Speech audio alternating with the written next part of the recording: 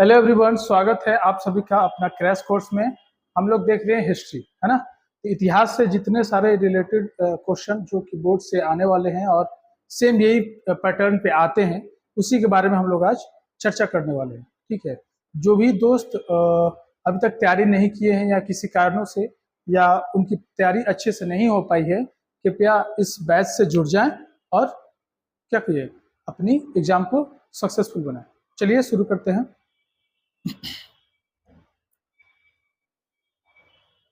देखिए, क्वेश्चन है हम लोग का दिगंबर और श्वेतांबर, यानी दिगंबर और श्वेतांबर जो है वो है क्या, दोनों में अंतर क्या है। देखिए, जैन धर्म के बारे में आप लोग जानते ही होंगे। जैन धर्म जो है ना, जैन धर्म में 24 तीर्थंकर हुए थे। ठीक है, तो जो 24वें तीर्थंकर जो थे आपको थे महावीर स्वामी ही। तो इनसे पहले जो भी तीर्थंकर हुए उनकी भी इम्पोर्टेंस है, लेकिन जैसे ही वो महावीर स्वामी हुए तो क्या हो गया, और इसकी ख्याति बढ़ी और इसका पूरे दुनिया में और ज़्यादा ये फेमस धर्म हुआ। ठीक है, तो जैन धर्म जैसे ही इसकी स्थापना तो बहुत पहले ही हो गई थी, फिर आगे चलकर क्या हो गया कि ये दो भागों में विभक्त हो गया। एक का नाम हो गया आपको दिगंबर और एक का नाम हो गया श्वेतांबर, है ना। तो देखिए, दिगंबर और श्वेतांबर किसे कहते हैं, तो जैन धर्म आपको दो संप्रदाय में क्या हो गई, बट गई।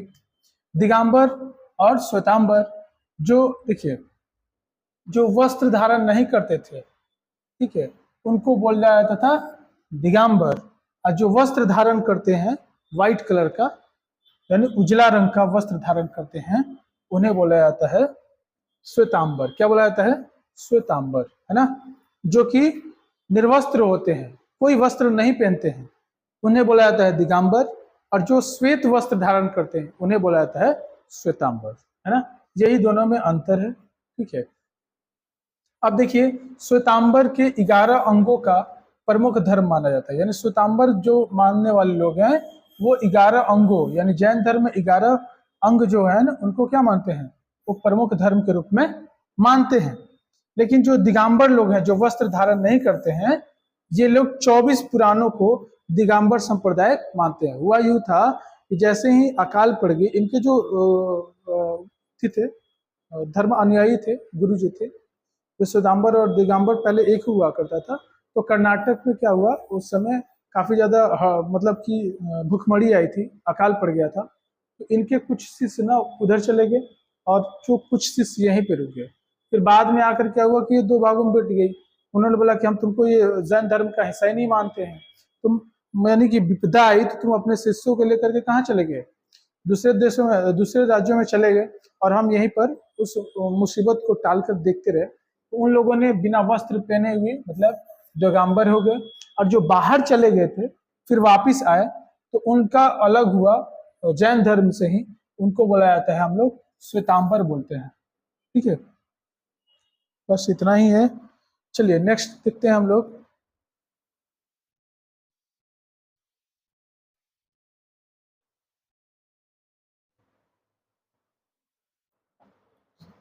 नेक्स्ट क्वेश्चन है, इलाहाबाद स्तंभ के ऐतिहासिक महत्व का मूल्यांकन कीजिए। जो इलाहाबाद स्तंभ था उसकी ऐतिहासिक के बारे में बताना है कि वो है क्या। देखिए, इलाहाबाद जो स्तंभ है वो समुद्रगुप्त के समय स्थापित हुई थी, लगभग 15वीं शताब्दी में उसको बनाई गई थी। इलाहाबाद स्तंभ पर जो लिखी गई है, अंकित की गई है, वो संस्कृत भाषा में लिखी गई है। समुद्रगुप्त की एक दरबारी कवि हुआ करते थे जिनका नाम क्या था, हरिसेन। क्या नाम था उनका, हरिसेन। क्वेश्चन में ऐसे भी आ सकता है कि समुद्रगुप्त के दरबारी कवि कौन थे, तो हरिसेन थे। एक यहाँ से भी क्वेश्चन आपको वन लाइनर बन सकती है। ठीक है, तो हरिसेन ने क्या किया था, उस पर जो इलाहाबाद स्तंभ है उस पर संस्कृत भाषा में वो लिखवाए हुए थे, जो कि इनके कौन थे, समुद्रगुप्त के दरबारी कवि थे। उसमें क्या क्या दर्शाया गया था, तो उस समय की जो राजनीतिक, सामाजिक, आर्थिक व्यवस्था और भाषा थी और साहित्य वगैरह उन्नति थी, उसी के बारे में कुछ उसमें क्या किया गया है, दर्शाया गया है। जो कि काफी उस समय की, जो कि समुद्रगुप्त की यानी 15वीं शताब्दी के इतिहास के जानने के लिए काफी अच्छे स्रोत माना जाता है। जो कि कहाँ है, आपको इलाहाबाद के स्तंभ के नाम से भी जाना जाता है। किसने इस पर लिखवाया था इसको, तो समुद्रगुप्त के दरबारी कवि जो थे हरिसेन ने। नेक्स्ट क्वेश्चन हम लोग देखते हैं। देखिए नेक्स्ट क्वेश्चन है आपको, एहोल अभिलेख का ऐतिहासिक महत्व क्या है। देखिए एहोल जो अभिलेख है वो राजा पुलकेशिन द्वितीय है ना, एहोल जो अभिलेख है राजा पुलकेशिन द्वितीय के जो दरबारी कवि थे जिनका नाम था रवि कीर्ति। क्या नाम था? रवि कीर्ति। रवि कीर्ति ने संस्कृत में उनके पराक्रम के बारे में जानकारी उस पर अंकित कराया था। देखिए अभी आपको हम बताए हैं वो, अभी है एहोल अभिलेख। तो एहोल अभिलेख क्या है? तो एहोल अभिलेख पुलकेशिन द्वितीय, चालुक्य वंश के राजा थे कौन? पुलकेशिन द्वितीय।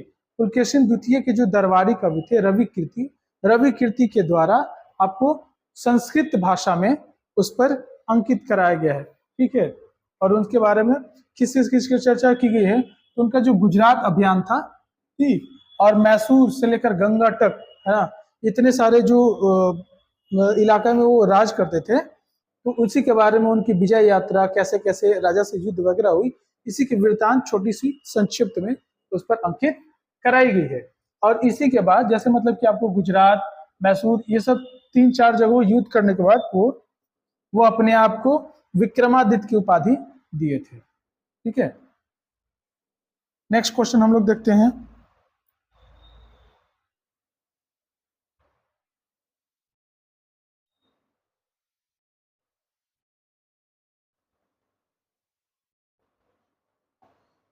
नेक्स्ट क्वेश्चन है, दिल्ली के लौह स्तंभ अभिलेख का क्या महत्व है। दिल्ली में एक लौह स्तंभ है जो कि आपको कुतुब मीनार, बहुत सारे दोस्त आप में भी बहुत सारे लोग होंगे जो दिल्ली के कुतुब मीनार देखकर भी आए होंगे। दिल्ली के कुतुब मीनार परिसर में एक लोहे का स्तंभ है जिसे लोह स्तंभ भी बोला जाता है। ठीक है, ठीक, ये उस पर लिखा गया है कि जो लौह स्तंभ किसने बनाया है, तो उस पर लिखा गया है कि राजा चंद्र ने बनाया है। तो चंद्र से अनुमान लगाया जाता है कि चंद्रगुप्त ने ही बनाया है। ठीक है, और अभी तक वो जो बना है, जो स्तंभ बना है, उसकी लंबाई आपको 23.6 फीट है। कितनी है? 23.6 फुट है। ठीक है, इतनी लंबी है और उसमें अभी तक कोई जंग वगैरह नहीं लगा है। किसने बनाया था? तो दिल्ली के लौह स्तंभ को बनाया था आपको चंद्रगुप्त। ठीक है, चंद्रगुप्त द्वितीय या विक्रमादित्य। किसने बनाया था? चंद्रगुप्त द्वितीय या विक्रमादित्य ने उसको क्या किया था? अपने विजय प्राप्ति के उपलक्ष्य में उसको स्तंभ के रूप में बनाया था। ठीक है, नेक्स्ट क्वेश्चन हम लोग देखते हैं।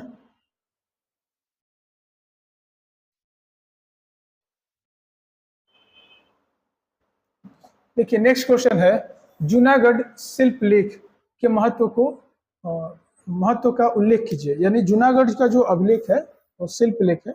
शिल्प मतलब होता है पत्थर, पत्थर पर लिखा हुआ लेख को बोलते हैं हम लोग शिल्प लेख। समझ में आया? तो जो जूनागढ़ शिल्प लेख है वो आपको गुजरात में प्राप्त हुआ है। कहाँ से प्राप्त हुआ है? तो जूनागढ़ जो है आपको गुजरात में ही है। ठीक है, उस समय की प्रचलित जो भी उस समय की जो चल रही थी, जो राजा थे, चांड वंश के राजा थे, उस समय की जो उनके शासन काल के दरमियान में आर्थिक, सामाजिक, सांस्कृतिक, है ना, कल्चरल जो भी थी, जो छोटा सा वृत्तांत उस पर क्या किया गया था? अंकित कराया गया है।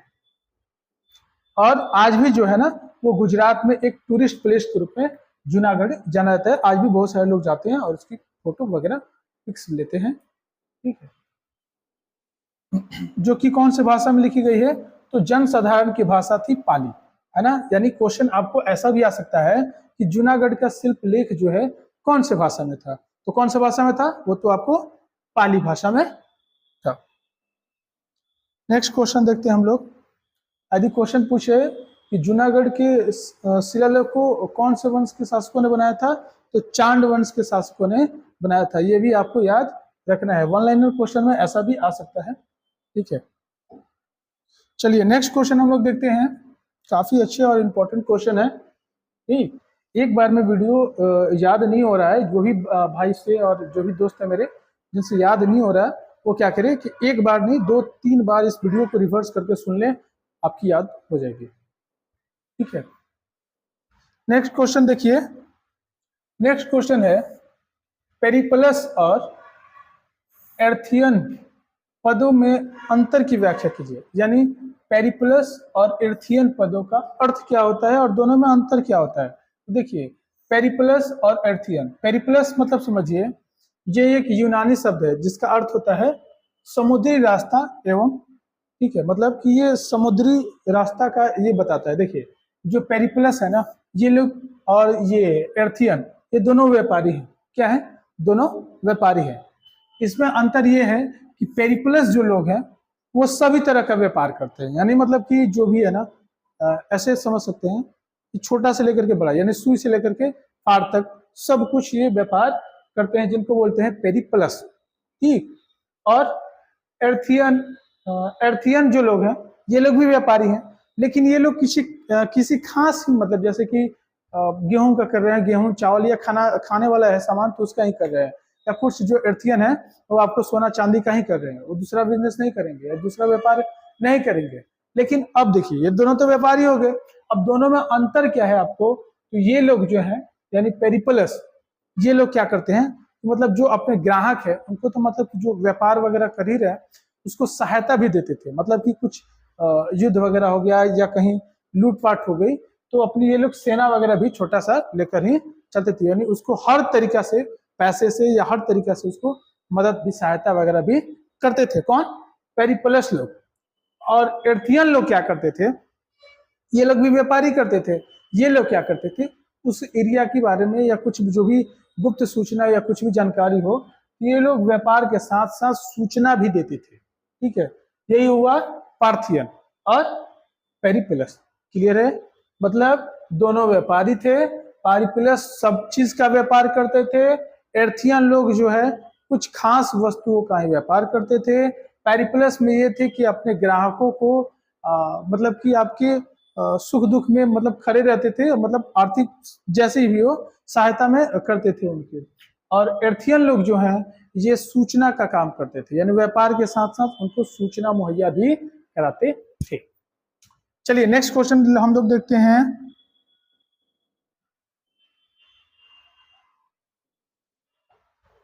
देखिए नेक्स्ट क्वेश्चन है कुषाण कौन थे? तो चीन की मुगुन नामक जाति से हारकर, है ना, चीन में एक जाति थी जिसका नाम था मुगुनु। क्या था? मुगुनु।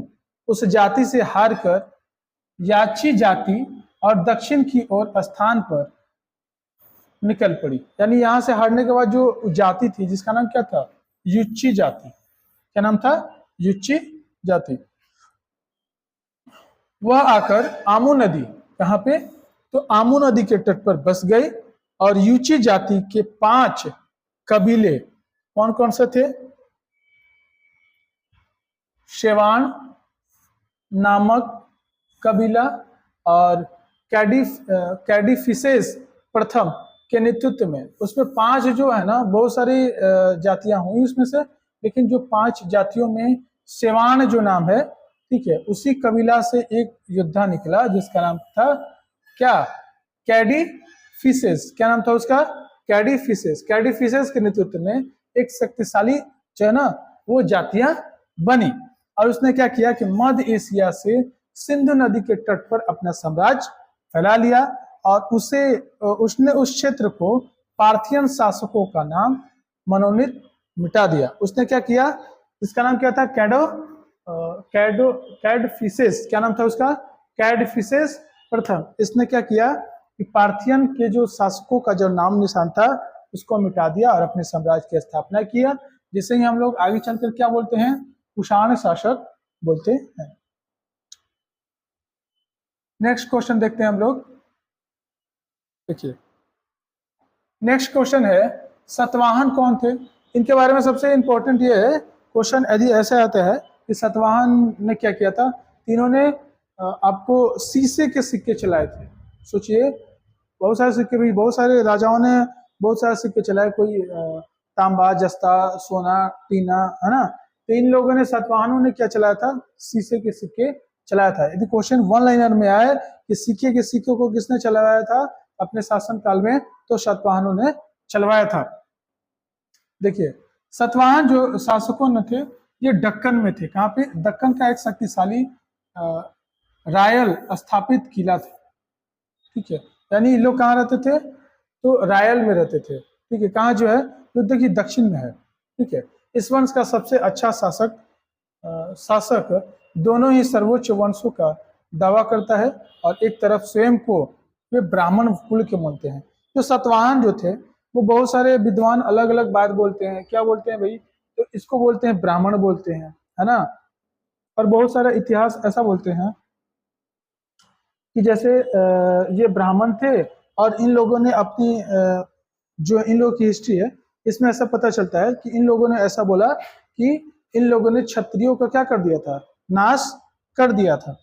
ठीक है, और ये मतलब ऐसा समझिए कि ये लोग अपने आप को भगवान परशुराम के वंशज से रिलेटेड करना चाहते थे। ठीक है, इसका जो है ना, ऐसा भी ये भी माना जाता था कि इन लोगों का जो शादी विवाह होता था, मतलब शादी विवाह ब्राह्मण की ब्राह्मणी कुल से होती थी। लेकिन जो उस समय इनका जो राजा था जिसका नाम था रुद्रदमन, रुद्रदमन का विवाह जो है ना सतवाहन शासक के राजाओं ने वैवाहिक संबंध जोड़े थे, जो कि सतवाहन समाज में संभवतः मातृ गोत्र का अधिक सम्मान था। यानी ये लोग क्या करते थे कि मातृ यानी माता के गोत्र का सबसे अहम, जैसे सतवाहन, सतवाहन जो है ना, देखिए रुद्रदामन, है ना। ये लोग क्या करते थे कि राजा जो है अपने नाम के आगे माता का नाम का वो क्या करते थे? जोड़ कर लेकर चलते थे। ठीक है,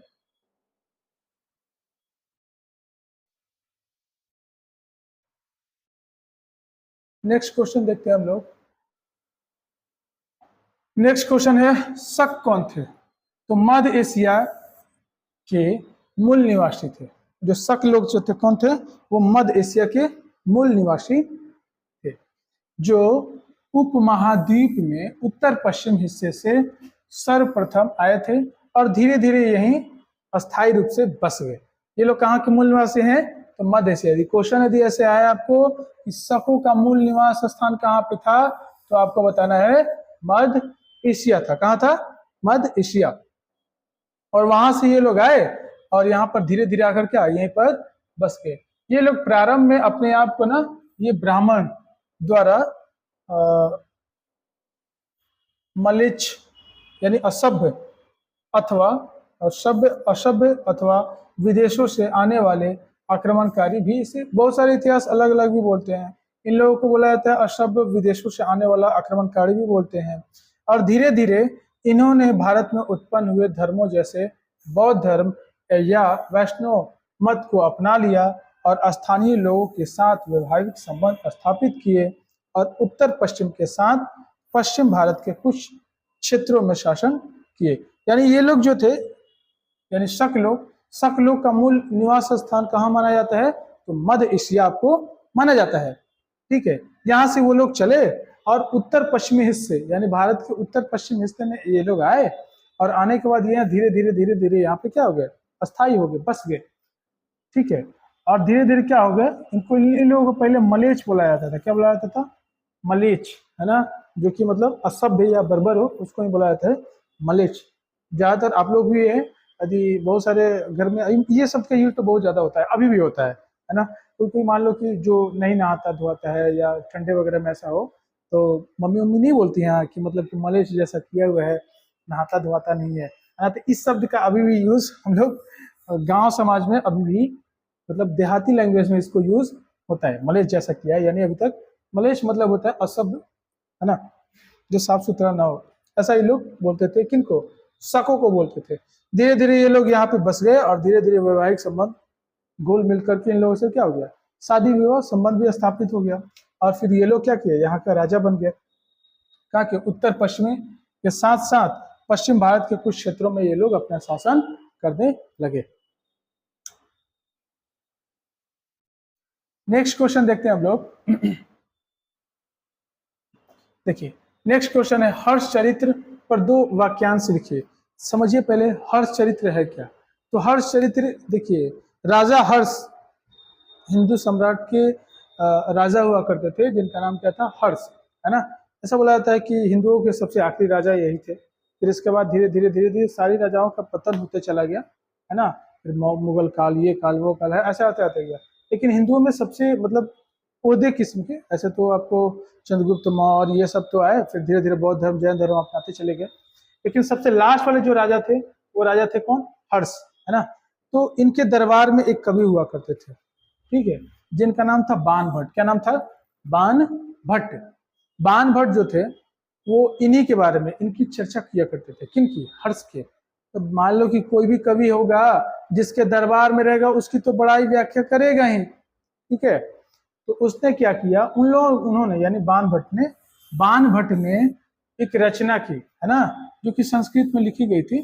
इसे हम लोग बुलाते हैं हर्ष चरित्र, यानी राजा हर्ष के बारे में कैसी उसकी मानसिकता थी, है ना, राजा कैसे कैसे युद्ध किए, कहाँ कहाँ जीते, कहाँ कहाँ हारे, उनकी लोगों के प्रति क्या उदार भावना थी, यानी अच्छे अच्छे वाक्यों के इसमें क्या किया गया, नोट डाउन किया गया है। तो क्वेश्चन यदि ऐसे आए आपको कि हर्ष चरित्र के लेखक कौन है, तो कौन बताना है आपको? बाण भट्ट। यदि ऐसा क्वेश्चन है कि राजा हर्ष के दरबारी कवि का नाम क्या है, तभी भी आपको बताना है बाण भट्ट। नेक्स्ट क्वेश्चन देखते हैं हम लोग।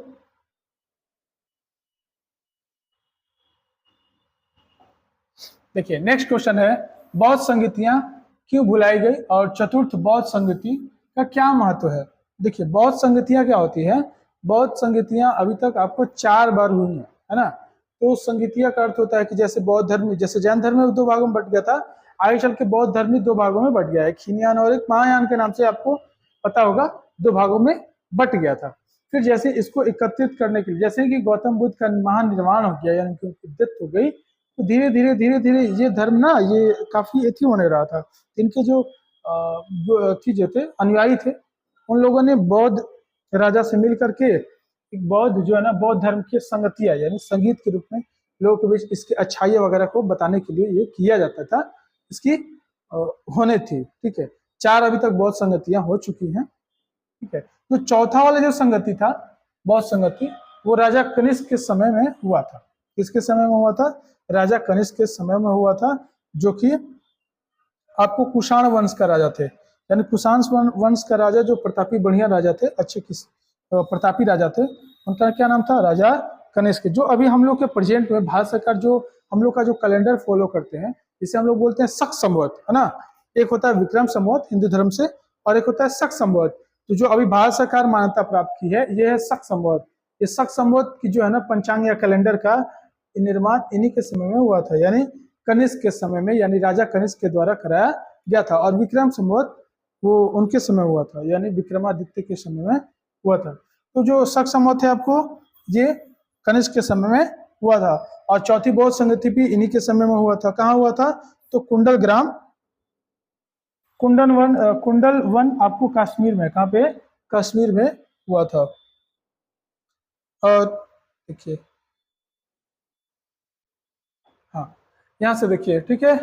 और जो अध्यक्ष थे, अध्यक्ष का नाम क्या था? वसुमित्र थे। कौन थे? वसुमित्र।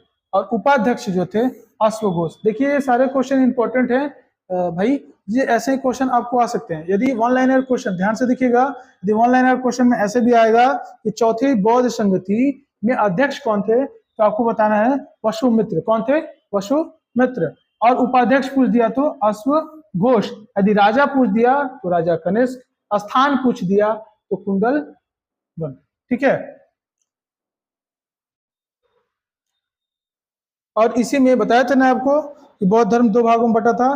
तो जो चौथी संगति थी, इसी में क्या हुआ था कि जैसे इनमें दरारें पड़ गई थी, और बौद्ध धर्म आपको हीनयान और एक महायान 2 समुदाय में क्या हो गया? बट गया। जैसे जैन धर्म भी स्वयंवर और दिगंबर, तो वैसे इसमें भी हीनयान और महायान के रूप में बट गया। यानी यदि क्वेश्चन ऐसे आए कि कौन से संगति में बौद्ध धर्म 2 संप्रदायों में विभक्त हो गया, तो आपको बताना है चौथी बौद्ध संगति। कौन कौन में संप्रदाय में बट गया? तो हीनयान और एक महायान। नेक्स्ट क्वेश्चन देखते हैं हम लोग।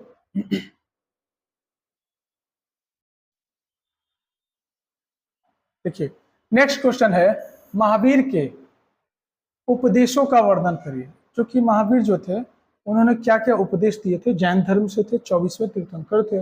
इन्होंने क्या क्या उपदेश दिया था? तो इन्होंने दिया था सत्य, यानी हमेशा क्या बोलना चाहिए? सत्य बोलना चाहिए, झूठ नहीं बोलना चाहिए। सबसे बड़ा यही है पाप। लेकिन ज्यादातर आज लोग क्या करते हैं? बिना झूठ बोले तो रहते ही नहीं है। अभी देखिए, आप ही खुद अनुभव कीजिए ना, सुबह से उठे होंगे तो लग रहा है 10 20 50 तो बोल ही दिए होंगे, है ना? तो इन्होंने बोला था कि झूठ बोलना सबसे बड़ा पाप है। सब कोई बोलता है और सब कुछ जानता है, फिर भी लोग क्या करते हैं? बोलते भी हैं, है ना? लेकिन ज्यादा कोशिश करना चाहिए कि कम बोला जाए, ठीक है। और दूसरा है आपको अहिंसा, यानी हिंसा ना करना। तीसरा है असत्य। असत्य मतलब क्या होता है? चोरी ना करना, है ना? और चौथा आपको दिए थे अपरिग्रह, यानी संपत्ति का संग्रह ना करना। सबसे ये इंपॉर्टेंट है और सबसे टफ काम यही है। ऐसा अभी प्रेजेंट में दुनिया में क्या कहें, मतलब ऐसा कोई आदमी नहीं होगा जो संपत्ति को अर्जन नहीं कर रहा होगा। भाई गरीब हो तो वो भी बचा ही रहा होगा कि मतलब उतना रखो कि आज के अलावा हमारा अगला दिन भी हो जाए, है ना? तो सबसे टफ काम तो ये है, और झूठ ना बोलना है, ठीक है। और आगे ये देखिए, ब्रह्मचर्य, इंद्रियों यानी 5 इंद्रियां हैं, इसको अपने कंट्रोल में करना। जो भी पाप है या जो भी गलत काम है, इसी के द्वारा ही होती है, ठीक है। तो इस पर क्या करना है भाई? आपको भी कंट्रोल करना है। यानी उन्होंने 5 जो है ना, महावीर ने 5 उपदेश दिए थे। वो कौन कौन से? तो सत्य, अहिंसा, असत्य, अपरिग्रह और ब्रह्मचर्य, ठीक है। नेक्स्ट क्वेश्चन देखते हैं हम लोग।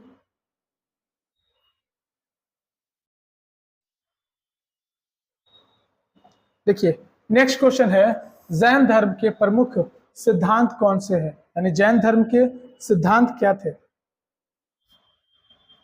तो जैन धर्म के 24वें तीर्थंकर, जिसे वर्धमान भी बोला जाता है, महावीर को क्या नाम से जाना जाता है?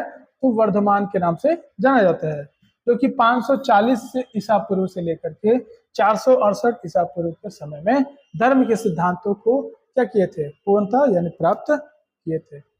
यह धर्म मानता है कि संसार की सभी वस्तुओं में जीव अहिंसा का सिद्धांत इस धर्म का मूल आधार है। जैसे देखिए, जैन धर्म के बारे में आप लोग देखे होंगे टीवी वगैरह में, तो उनके जो शादी वगैरह होते हैं, है ना, ये लोग कपड़ा उपड़ा, हम लोग मान लो कि कोरोना काल में मास्क पहने थे, ये लोग सदा मास्क वगैरह पहनते हैं। यानी इनका इतना है कि जहाँ बैठते हैं मोर के पंख से वहां पर बाहर दिया जाता है, कोई चींटी या कीड़ा भी नहीं मरनी चाहिए, इतना है इन लोगों में, है ना। मतलब अहिंसा का तो इसमें हिंसा का कोई सॉरी हिंसा का कोई इसमें रोल ही नहीं है, एकदम साफ अहिंसा में रहते हैं लोग, हिंसा नहीं करते। मनुष्य अपने कर्मों के कारण जन्म मृत्यु और पुनर्जन्म के चक्र में बंधा है। जैन धर्म में यानी महावीर स्वामी ने बताया था कि मनुष्य अपने कर्म से यानी कर्म के अनुसार ही क्या होता है? तो जन्म मृत्यु पुनर्जन्म के चक्र, यानी जन्म ले ली, मृत्यु हो गई, फिर से जन्म लिए, फिर से वही काम सुख दुख, और फिर से वही इसी में क्या रहते हैं? गुजराते रहते हैं, है ना। तो इन लोगों ने यानी इनने बताया है कि मतलब ये जो आपका 5 जो दिए थे, सत्य अहिंसा ये सब, तो इसकी जो फॉलो करेगा गृहस्थ जीवन में या जो भी है शादी वगैरह में, और टफ है 5 से 10 है, जो फॉलो करेगा उसको ये जन्म मरण से क्या होगी, चक्र से उसको मुक्ति मिल जाएगी, और उस मतलब वो मुक्ति हो जाएगा, ठीक है। चलिए नेक्स्ट क्वेश्चन देखते हैं हम लोग। बहुत सारा टफ है, जो जैन धर्म से जो साधु वगैरह बनते हैं उनके लिए तो और टफ है भाई। वो लोग शायद देखे हैं होंगे, आप लोग भी नहीं देखे होंगे तो आप देख भी सकते हैं। वो लोग जो जिनकी कैवल्य प्राप्त हो जाती है, यानी जिनकी शिक्षा प्राप्त हो जाती है, वो लोग जो साधु होते हैं इनके, वो थाली वगैरह में भोजन ही नहीं करते, हाथ में भोजन कर लेते हैं। उनको ऐसा माना जाता है कि जिनको कैवल्य की प्राप्ति हो जाती है उनको भोजन की जरूरत नहीं होती। क्या लॉजिक है पता नहीं, लेकिन ये हम तो देखे हैं आपको यूट्यूब वगैरह पे या शॉर्ट्स वगैरह पे, तो वो जो साधु होते हैं वो जैन धर्म से, वो हाथ में ही लेकर के थोड़ा बहुत खा लेते हैं और हाथ में पानी भी पी लेते हैं, जो साधु होते हैं जिनको कैवल्य की प्राप्ति होती है। देखिए नेक्स्ट क्वेश्चन है हमारा, पीटक कितने हुए और उनके नाम और विशेषताएं देखिए। देखिए पीटक जो है ना, ये 3 है। कितने हैं? 3। बौद्ध धर्म से है, तीन कौन कौन आता है? सुत पिटक, विनय पिटक और अभिधम पिटक। पिटक कितने हैं? तो तीन है। कौन कौन? सुत पिटक, विनय पिटक, अभिधम पिटक। इन्हें ही त्रिपिटक कहते हैं। क्या बोलते हैं? सुत पिटक, विनय पिटक और अभिधम पिटक। कौन कौन? सूत्र पिटक, धम्म पिटक और विनय पिटक। इन तीनों को ही क्या हम लोग बोलते हैं? त्रिपिटक। त्रिपिटक बोलते हैं। इसमें क्या किया गया है कि बौद्ध धर्म के निर्वाण के बाद इसकी रचना की गई है। यानी त्रिपिटक की जो रचना है बौद्ध धर्म यानी गौतम बुद्ध की मृत्यु के बाद ही इसकी रचना की गई है। सुत पिटक में देखिए किसकी चर्चा की गई है? तो सुत पिटक में आपको बौद्ध धर्म की उपदेश, जो भी उपदेश दिए हैं उसकी चर्चा है और उसको ही क्या किया गया? संकलित किया गया है। विनय पिटक क्या है? तो विनय पिटक में आपको बौद्ध धर्म के संघ के, जो मान लो उसका संघ है, उस संघ से कैसे जुड़े हैं, क्या क्या उनका नियम फॉलो वगैरह है, उसकी चर्चा की गई है। और आपको अभिधम पिटक, अभिधम पिटक में किसकी चर्चा की गई है? तो बौद्ध धर्म के विवेचना की गई है, यानी उसकी व्याख्या की गई है कि भगवान ऐसे हैं, इन्होंने इतना अवतार ले लिया है तो फिर ये अवतार लेंगे, चाहे जो भी है, जो भी धर्म से रिलेटेड है, इसी के बारे में इसकी चर्चा आपको की गई है। यानी आपको पता होगा, आप लोग तो समझ गए हैं, यानी पिटक कितने प्रकार के होते हैं? तो 3 प्रकार। नेक्स्ट क्वेश्चन देखते हैं हम लोग।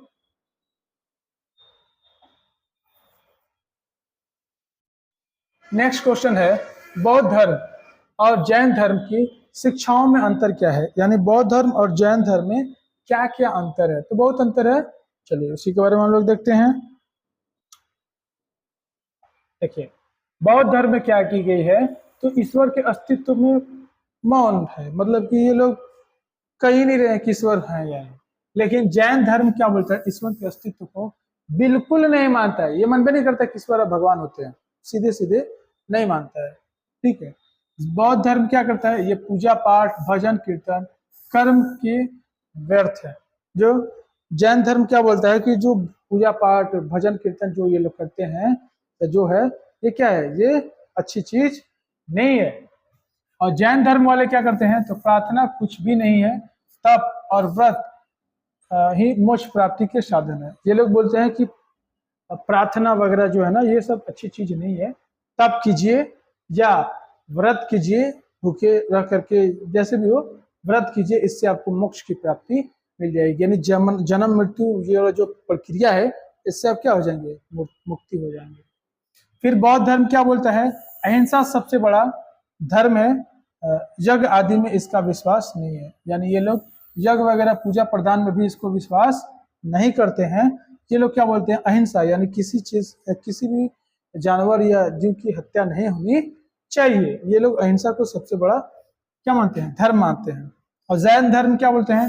अहिंसा पर अत्यधिक बल देते हैं और जड़ पदार्थों में जीवन का आभास। यानी ये लोग क्या करते हैं? ये अहिंसा को अत्यधिक बल देते हैं। ये लोग तो बोलते हैं बस कि हाँ किसी जीव को नहीं मारना चाहिए। ये लोग तो इतना है कि मतलब कि जहाँ बैठते हैं मोर के पंख से झाड़ू वगैरह लगा के कि कोई कीड़ा मच्छी या कुछ भी नहीं मरनी चाहिए, जहाँ तक दिखना होना चाहिए, दिखती है। ये बहुत टफ है। इसी चलते ही जैन धर्म का आपको पता होगा कि बौद्ध धर्म का तो बहुत सारे देशों में विस्तार है। दोनों का उत्पत्ति आपको इंडिया से ही हुई, ठीक है, जैन की और बौद्ध की। लेकिन जो जैन धर्म है इसका उतना फला फुला नहीं, ये भारत तक ही सीमित करा गया। लेकिन बौद्ध धर्म आपको बाहर के देशों जैसे चाइना, कंबोडिया, उधर के देशों में श्रीलंका और लंका बहुत जगह फैली हुई है। लेकिन जैन धर्म सिर्फ भारत में ही सीमित है, यानी जैन संप्रदाय के लोगों की संख्या काफी कम है दुनिया में।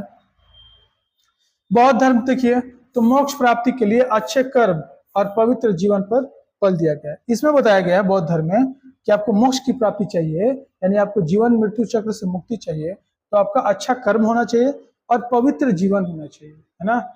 और ये लोग बताए हैं जैन धर्म मोक्ष प्राप्ति के लिए त्रिरत्न पर बल दिया गया है। ठीक है, कौन कौन है? तो सम्यक ज्ञान, सम्यक कर्म और अहिंसा। यानी जैन धर्म में किस पर बल दिया गया है? तो त्रिरत्न पर बल दिया गया है। अब बौद्ध धर्म संघ को धर्म का प्रचार माध्यम बताता है और मठों में अध्ययन अध्यापन का कार्य करता है। यानी ये लोग मठ यानी मठ के सबसे पहले जो शब्द की उत्पत्ति है ये आपको बौद्ध धर्म से ही हुई है, यानी बौद्ध धर्म में मठों में रह करके जो ये अनुयायी है उनको शिक्षा वगैरह दिया जाता है, अध्ययन अध्यापन का काम होता है। जैन धर्म है, इसमें संघ नहीं होता है, इसमें कोई संघ नहीं होता है, परंतु धर्म प्रचार के लिए प्रचारक होते हैं, है ना, क्या होते हैं, प्रचारक होते हैं। छठा जो है बौद्ध धर्म के विस्तार, विदेश में भी अभी बताया आपको, बौद्ध धर्म का बहुत सारा विदेशों में क्या है, बौद्ध धर्म के लोग हैं, मानने वाले हैं, अच्छे खासे हैं। लेकिन आपको ये जैन धर्म ये उतनी फली फूली नहीं, ये भारत से उत्पत्ति हुई और ज्यादातर ये भारत में ही सिमट कर रह गई है। ऐसे तो छिटपुट तो सभी जगह है, लेकिन ज्यादातर इसके यहीं रह गए।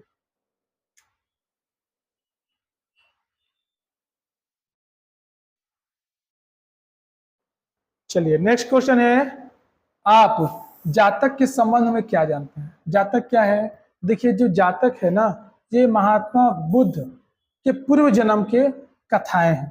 क्या है, एक ग्रंथ है जिसमें महात्मा बुद्ध ने जितने बार जन्म लिया है और जितने बार जन्म लेने वाले हैं उसकी ना कथाएं हैं, इसमें संग्रहित की गई है। इसमें तत्कालिक सामाजिक और आर्थिक चित्रण मिलते हैं, है ना, इसमें सब कुछ जो कि समाज से रिलेटेड, रुपया पैसा और वगैरह से रिलेटेड, सब कुछ से रिलेटेड ऐसा कहानी इसमें अंकित है।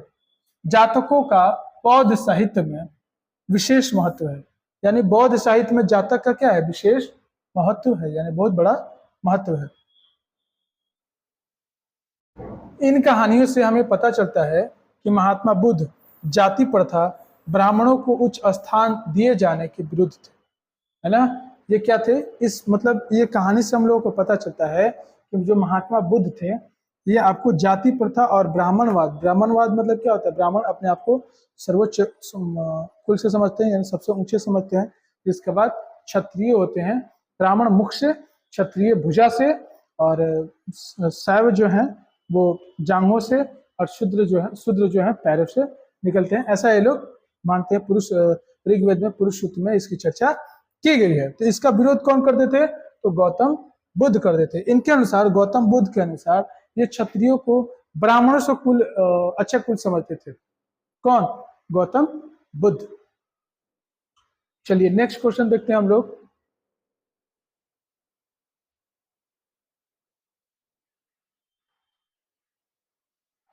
नेक्स्ट क्वेश्चन है कृष्णदेव राय, है ना, कौन, तो कृष्णदेव राय की मुख्य उपलब्धियों के बारे में बताना है। तो कृष्णदेव राय जो थे, जो काफी इनकी चर्चा जो है ना, आपको ये बाबर जो है ना, बाबर की जो आत्मकथा है ये बाबरी, उसमें ना ये चर्चा किया गया है कृष्णदेव राय को, और इनको एक अच्छा सम्राट बताया गया है बाबर के थ्रू। तो मतलब हिंदू सम्राट के अच्छे ये राजा हुआ करते थे, जिनकी जो है ना ये बीजापुर गोलकुंडा के शासक थे, है ना, सफल रहा, और उसने उड़ीसा पर भी आक्रमण, यानी कृष्णदेव राय ने यहाँ पर उड़ीसा पर भी आक्रमण किया और वहां पर भी सफल हो गए थे। और उसने केवल रायचूर दोआब पर विजय प्राप्त की, बल्कि उसके अंदर सेनाओं को, यानी बहमनी राज के अंदर सेनाओं को भी प्रवेश कराया था। इनके समय में एक युद्ध हुआ था 1565, ये भी इंपॉर्टेंट है, इसके बारे में भी आप लोग जान लीजिए। 1565 जिसे हम लोग बोलते हैं राक्षसी तंगड़ी युद्ध, तालीकोटा का युद्ध, है ना, 3-4 नाम है, जो कि तालीकोटा का युद्ध, यदि वन लाइनर क्वेश्चन में यदि ऐसे आए कि तालीकोटा का युद्ध कब हुआ था, तो 1565 में हुआ था, या राक्षसी तंगड़ी का युद्ध कब हुआ था, तो 1565 में हुआ था। दसराज का युद्ध कब हुआ था, 1565 में हुआ था। यानी उसका 3-4 नाम है, कौन कौन नाम है, तो तालीकोटा का युद्ध, दसराज का युद्ध और राक्षसी तंगड़ी का युद्ध भी बोला जाता है। उसमें क्या किया, सब या आसपास तो सभी राजा मिल करके कृष्णदेव राय को क्या कर दिया था, पराजित कर दिया था। ये भी इंपॉर्टेंट क्वेश्चन है, वन लाइनर में भी आ सकता है, ये याद रखिएगा आप लोग। चलिए नेक्स्ट क्वेश्चन देखते हैं हम लोग।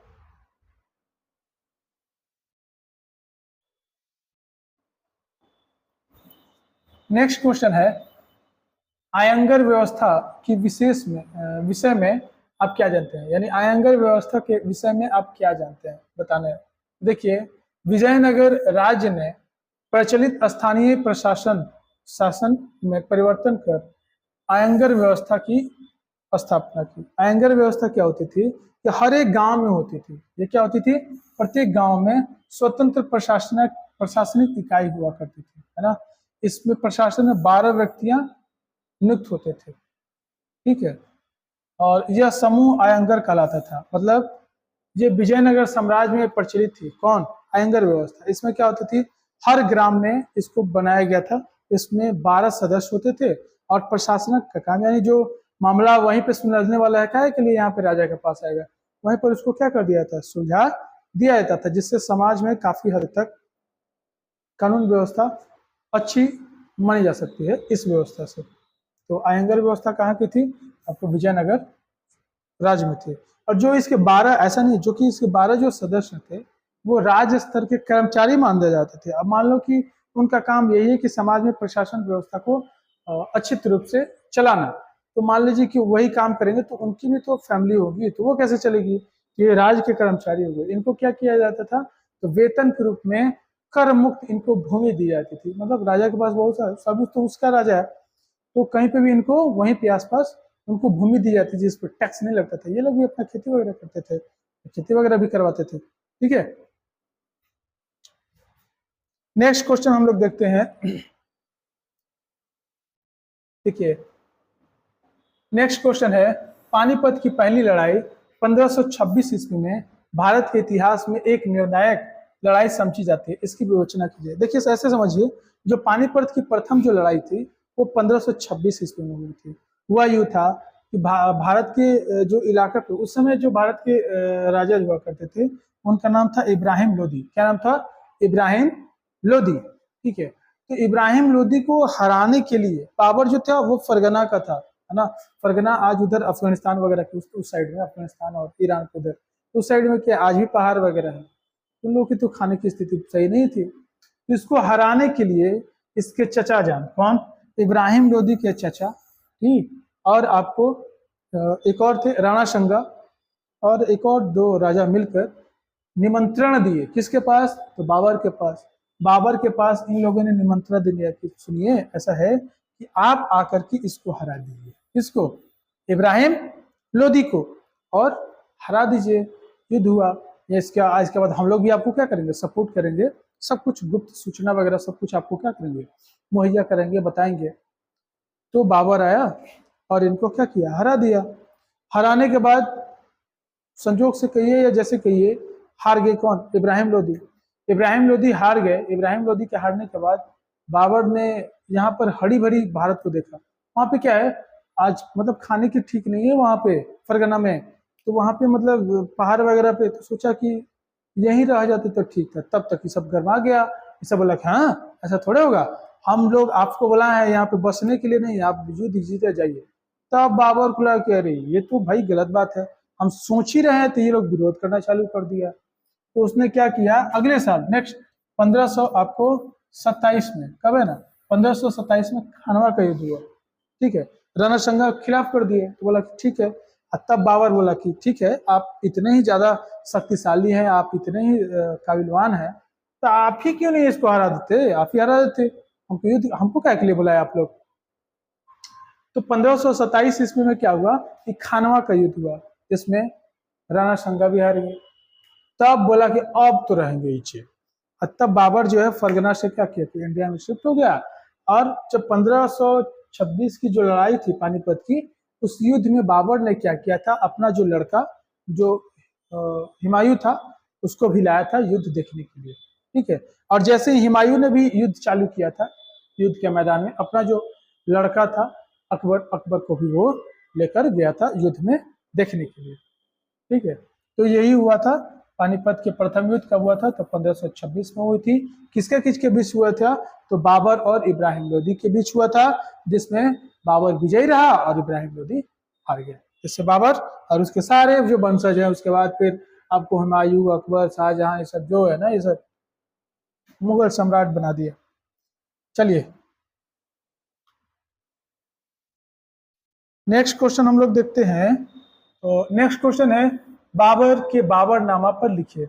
सीधी बात है, देखिए मुगल सम्राट में 2 ही ऐसे राजा थे जो कि खुद की जीवनी खुद लिख रहे थे। एक तो ये बाबर, उसके बाद एक आपको अकबर का लड़का था जहांगीर, ठीक है, उसने भी खुद लिखना चालू किया अपने जीवनी के बारे में, लेकिन वो पूरा नहीं हो सका था, ठीक है। ये जो बाबर जो थे, ये बाबर अपनी बारे में खुद की जो जीवनी लिख रहे थे, जिसको हम लोग बोलते हैं, इनकी जीवनी को बोलते हैं बाबरनामा या तुजुक ए बाबरी, जो कि इनकी जो जो भाषा थी ना, मातृभाषा जो थी उसी में लिख रहे थे। इनकी मातृभाषा क्या थी? तो तुर्की थी। यानी क्वेश्चन यदि आपको ऐसा आए कि बाबर के द्वारा रचित तुजुक ए बाबरी या बाबरनामा कौन सी भाषा में लिखी गई थी? तो तुर्की भाषा में लिखी गई थी, ठीक। तो तुर्की भाषा, फिर जैसे ही अकबर का शासनकाल आया तो अकबर, ये लोग फारसी और उर्दू पढ़ते थे, है ना, उर्दू जानकारी थी लोग, तो ये तुर्की के बारे में इन लोगों को जानकारी नहीं थी। तो अकबर ने अब्दुल रहीम खान से कहने के बाद इनको क्या करो, इनको तुर्की भाषा से फारसी भाषा में और फिर हिंदी, बहुत सारे भाषाओं में उसको क्या किया गया, कन्वर्ट किया गया। लेकिन आपको अब्दुल रहीम खान के द्वारा आपको तुर्की से फारसी भाषा में इसको अनुवाद कराया गया और इसके बारे में पढ़ा गया। तो जानकारी, बहुत सारी जानकारी उस समय भी उनको मिली। किनके बारे में? बाबर के बारे में। बाबर कैसा शासन था, फिर उस जीवनी में आपको प्राकृतिक यानी नेचर से कितना जुड़ा हुआ था वो, यानी 4 बाग की जो शैली है इसी का देन, यानी बाबर के द्वारा ही देन की गई है। और उसमें आपको कृष्णदेवराय की भी चर्चा की गई कि ऐसे राजा थे, काफी महान राजा थे, प्रतापी राजा थे, ऐसे ऐसे उसमें उसकी चर्चा की गई। और जितना युद्ध वगैरह किया है, यानी पानीपत से लेकर के खानवा और जो भी है, ये सब चंदेरी वगैरह का युद्ध, घाघरा का युद्ध, इस सब की चर्चा इसमें भी किया है। नेक्स्ट क्वेश्चन हम लोग देखते हैं।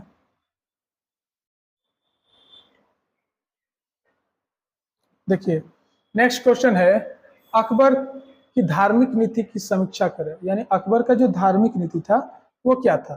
तो देखिए अकबर जो है ना, पहले वो क्रूर टाइप का इंसान हुआ करता था और कट्टर मुस्लिम हुआ करता था।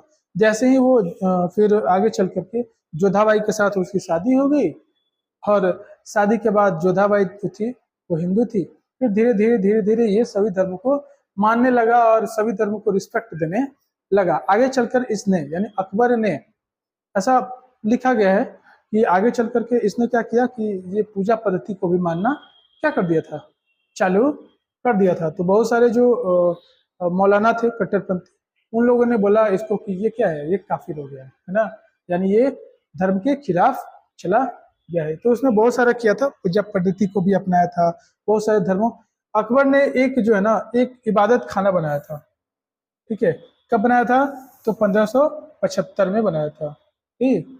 और इबादत खाने बनाया और इसमें सभी धर्मों को बुलाता था और बोलता था कि आपके बारे में जो भी अच्छाइयाँ हैं वो बताइए यहाँ पे, ठीक है। तो ये सोच करके वो बनाया था कि मतलब सभी धर्म तो मतलब कोई ना कोई भगवान को पूछते हैं, इंडायरेक्टली में कोई भगवान को देखा नहीं है। सभी धर्म के लोग मानते हैं कि भगवान है ना, कोई अल्लाह माने या जो भी माने, या ईसा मसीह माने या कोई भी, सब क्या है, भगवान माने तो एक ही है। पूजा पद्धति हम लोग की अलग अलग है। तो वो बुलाया कि ठीक है, आपके अनुसार आपका धर्म श्रेष्ठ है, उसके बारे में कुछ अच्छे बात बताइए।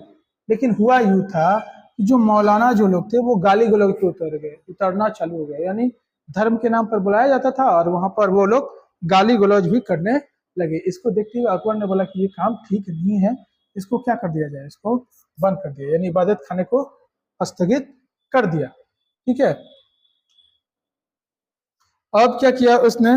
तो 1579 ईस्वी में उसने अपने नाम का खतवा पढ़कर अपने आप को धर्म का प्रमुख घोषित करके और उलमाओं का प्रभाव को कम किया। जो भी उलमाओं थे उनके प्रभाव को बढ़ रहा था तो उसको वो खत्म किया। किसने? अकबर ने। और अंत में सभी धर्मों का सार लेकर एक नया धर्म बनाई। ये तो भाई गलत बात है। उसने एक नया धर्म भी बना रहा था जिसे दीन इलाही धर्म बोला गया कि सुनिए ऐसा है, ये धर्म, ये सभी धर्म को हम देख लिए, हमारा एक धर्म चलेगा, है उसका नाम क्या है? दीन इलाही धर्म। उस धर्म के जो पहले जो कन्वर्टेड होने वाले थे वो आपको थे बीरबल, जिससे हम लोग, उनका नाम था महेश दास, ठीक। ये धर्म बनाया। और लेकिन ये जो इलाही धर्म बनाया ये किसी को पता नहीं था कि आप हम राजा हैं, हमारा धर्म ये है, आपको ये मानना है, ऐसा इसमें व्यवस्था नहीं थी, इसीलिए तो इसको हिस्ट्री में अच्छे तरीके से याद भी किया जाता है। ठीक है, चलिए अब नेक्स्ट देखते हैं हम लोग, है ना जी। नेक्स्ट क्वेश्चन है आपको, अकबर को राष्ट्रीय शासक क्यों कहा जाता है? तो अनेक विद्वान, जलालुद्दीन अकबर, अकबर का पूरा नाम क्या था? तो आपको जलालुद्दीन अकबर था। अकबर को मुगल बादशाहों में महानतम मानते हैं क्योंकि उसने केवल अपने साम्राज्य का विस्तार नहीं किया, उसने समय का विशालतम, दृढ़ता और सबसे समृद्ध राज बनाए। यानी उसने क्या किया कि अपने राज का विस्तार किया ही, और सभी धर्म से रिलेटेड अच्छे अच्छे बहुत सारे कुछ काम भी किए थे। उसका जो शासन काल था, मतलब राज्य जो विस्तार था, वो हिंदू कुश पर्वत तक, ठीक है, साम्राज्य की सीमा थी। और आपको ये दक्षिण भारत में भी अकबर का सम्राट फैल गया था। और उसके बाद जो है ना, ये उसको ये बोला जाता है कि वो उसके बाद जो तीन जो उसके उत्तराधिकारी हुए ना, उसका लड़का, फिर उसका पोता, यानी उसका जो भी जो थे, ये तीनों महान थे, है ना। तो आगे चल करके क्या हुआ, एक विशाल साम्राज्य और एक विशाल वंश की नींव वहीं से पड़ गई। कहाँ से? अकबर के बाद से। इसीलिए इसे क्या बोला जाता है? राष्ट्रीय शासक भी बोला जाता है।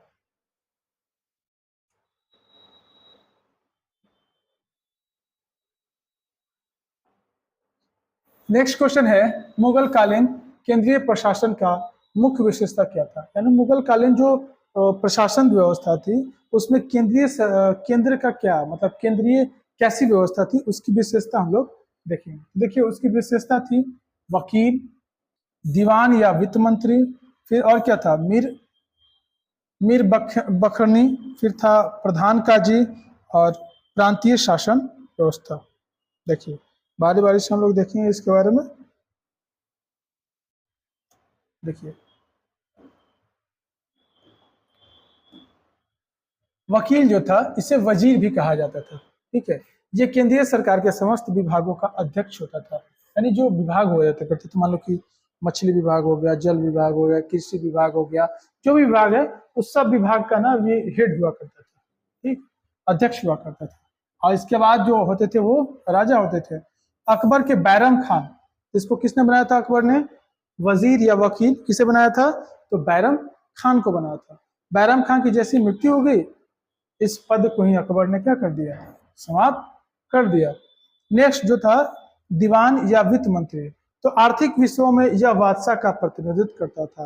यानी जो भी रुपये पैसे है, टैक्स वगैरह कैसे बढ़ाना है, कैसे वसूल करना है, कितना रेवेन्यू जनरेट हुआ, इस सब के बारे में जानकारी आपको दीवान या वित्त मंत्री करता था। फिर आपको है मीर बखवनी, इसमें क्या होता है? तो सेना से संबंधित सभी का, ठीक है, अभी तो आपको टैक्स वगैरह लीजिएगा सब है, तो सेना भी तो चाहिए ना।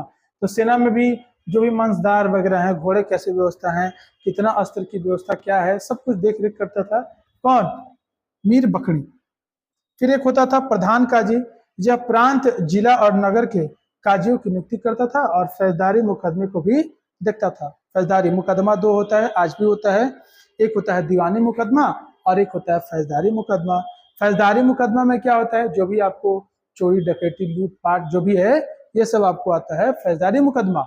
और एक होता है दीवानी मुकदमा, जमीन जायदाद जो भी है आपका, घर प्रॉपर्टी से रिलेटेड, ये आपको होता है दीवानी मुकदमा। आज भी जो वकील होते हैं दो प्रकार के होते हैं, और जज भी होते हैं तो दो प्रकार के होते हैं। कोई कोई जज दोनों मुकदमा सुनता है और कोई कोई वकील दोनों केस को हैंडल करते हैं। कौन कौन होते हैं?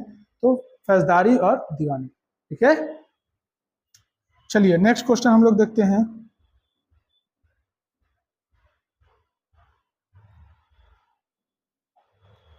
नेक्स्ट जो है, शेर शाह सूरी के भू राजस्व का वर्णन कीजिए। जो शेर शाह सूरी था, कहाँ के थे? तो सासाराम के, बिहार के सासाराम से जो थे शेर शाह सूरी।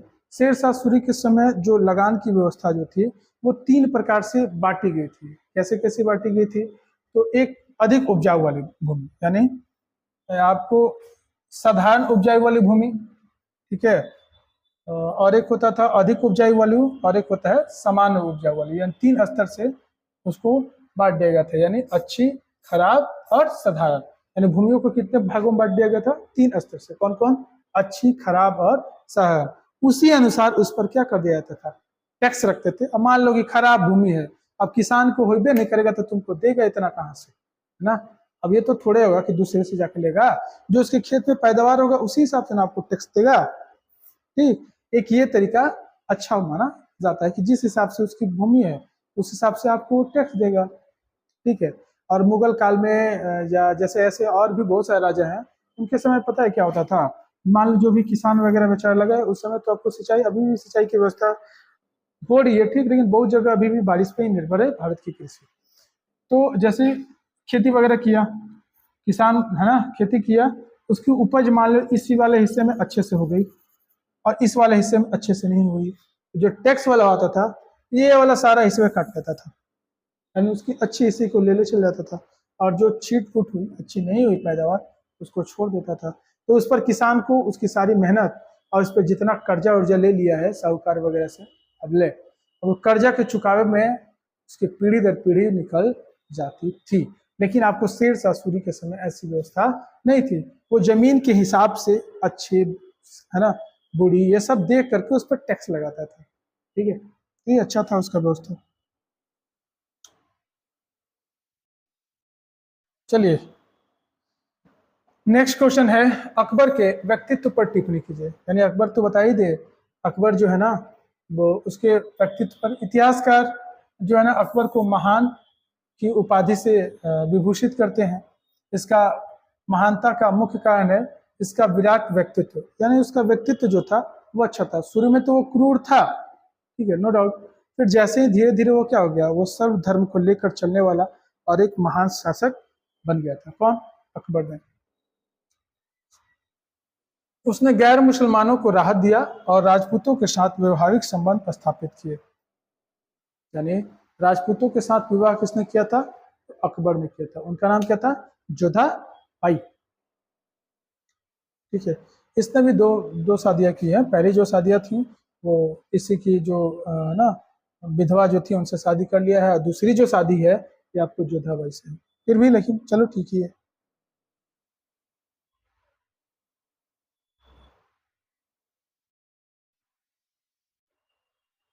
आज के लिए बस इतना ही। आशा करते हैं कि आप लोग को ये जो वीडियो है अच्छी लगी होगी। ठीक है, मिलते हैं नेक्स्ट क्लास में, तब तक के लिए धन्यवाद।